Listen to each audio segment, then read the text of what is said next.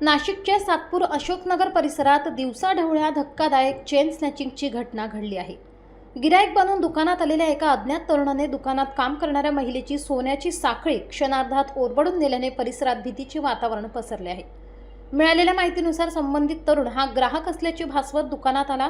काही वेळ संभाषण करत विश्वास संपादन केल्यानंतर त्याने अचानक महिलेवर झडप घालत तिच्या गळ्यातील सोनसाखळी हिसकावली आणि क्षणार्धात घटनास्थळावरून पळ काढला। संपूर्ण प्रकार दुकानातील सीसीटीव्ही कॅमेऱ्यात कैद झाला असून पोलिसांनी फुटेजच्या आधारे आरोपीचा शोध सुरू केलाय।